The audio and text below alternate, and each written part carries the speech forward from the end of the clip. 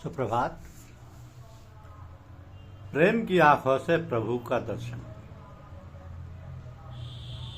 प्रेम की आंखों से प्रभु के दर्शन। यदि तुम चुप रहो तो प्रेम से चुप रहो, यदि तुम बोलो तो प्रेम से बोलो, यदि तुम सुधार करो तो प्रेम से सुधार करो, यदि तुम क्षमा करो तो प्रेम से क्षमा करो। प्रेम को अपने हृदय में जड़ जमा लेने दो, फिर उस जड़ से भलाई के सिवाय कुछ भी नहीं हो सकता। प्रेम विपत्ति में टिकता है, समृद्धि में संयमित रहता है,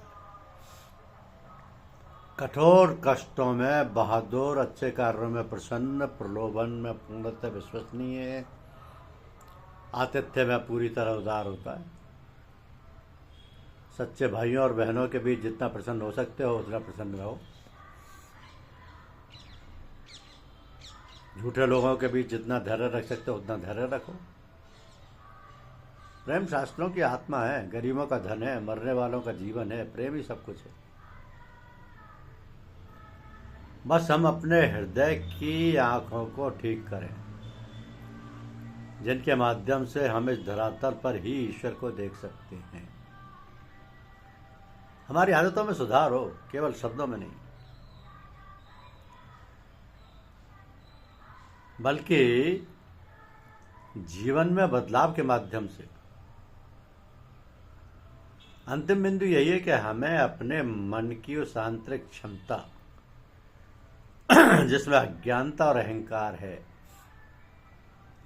उसको प्रेम भाव से शुद्ध करना होगा। अपने आप से बाहर मत जाओ, अपने आप में लौट आओ। सत्य मनुष्य की आंतरिकता में निवास करता है, और यदि तुम पाते हो कि तुम्हारा स्वभाव परिवर्तनशील है तो अपने आप से भी परे चले जाओ, अपने आप से भी परे चले जाओ।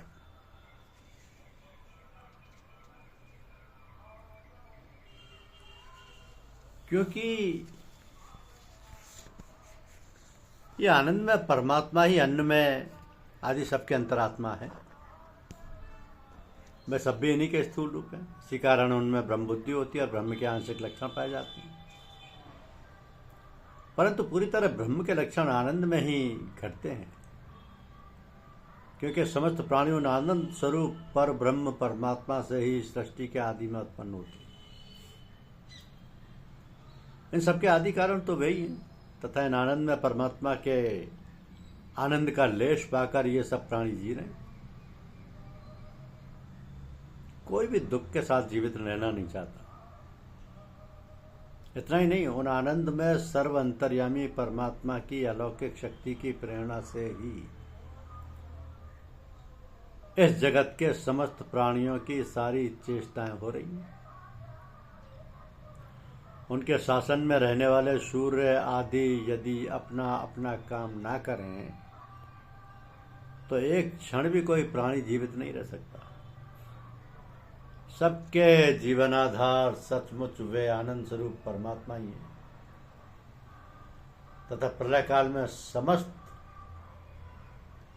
प्राणियों से भरा हुआ ये ब्रह्मांड उन्हीं में प्रविष्ट होता है, उन्हीं में विलीन हो जाता है। वे ही सब प्रकार से सदा सर्वदा सबके आधार। इस प्रकार अनुभव होते ही भृगु को परब्रह्म का यथार्थ ज्ञान हो गया। फिर उन्हें किसी प्रकार की जिज्ञासा नहीं हुई।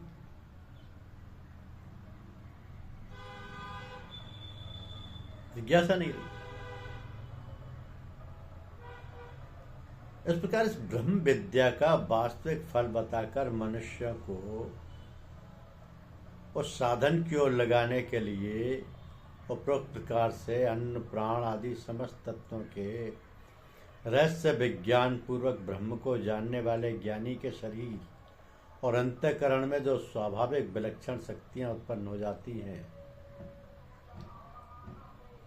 उनको भी श्रुति बतलाती है कि ब्रह्म विद्या के द्वारा उन पर ब्रह्म परमात्मा को जानकर फिर और कुछ भी जानने की जिज्ञासा नहीं रहती। उसको प्राप्त कर संसार में फिर कुछ भी पाने की कामना शेष नहीं रहती। कोई कामना शेष रहती नहीं।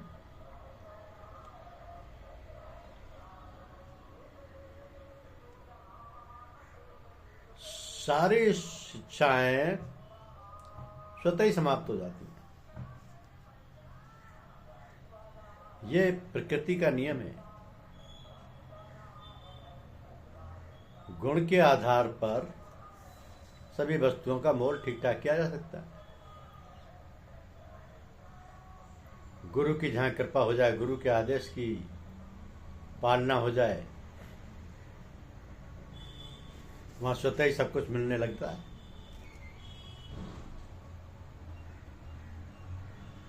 क्योंकि गुरु सबसे बढ़कर है। माता पिता तो शरीर के जन्मदाता हैं,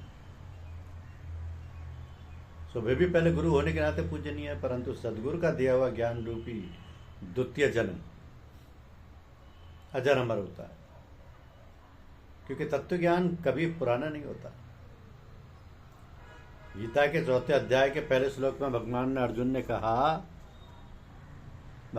अर्जुन से कहा कि इमं विवस्वते योगम प्रोक्त वाहनम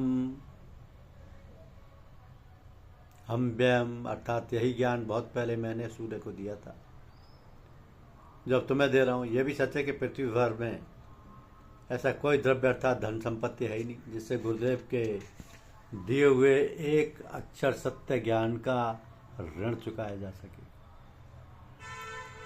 अब यह भी सामयिक सत्य है कि आजकल सदगुरु मिलना अत्यंत दुर्लभ हो गया, परंतु एक सच्चाई यह भी है कि पहले हमें शिष्य बनना आना चाहिए। जब तक सदगुरु प्राप्ति की खोज पूरी ना हो तब तक भगवान श्री कृष्ण को ही गुरु मानकर श्री कृष्णम वंदे जगत गुरुम, उनको बताए हुए श्री भगवत गीता जी के सिद्धांत करिष्ये वचनम तवय पर चलने का प्रयत्न करना चाहिए। जब संयोग होगा तब भगवान कृपा करके हमें सच्चे गुरु से अवश्य मिलवा देंगे। मानस में लिखा है कि बिनु हरि कृपा मिला ही नहीं संता,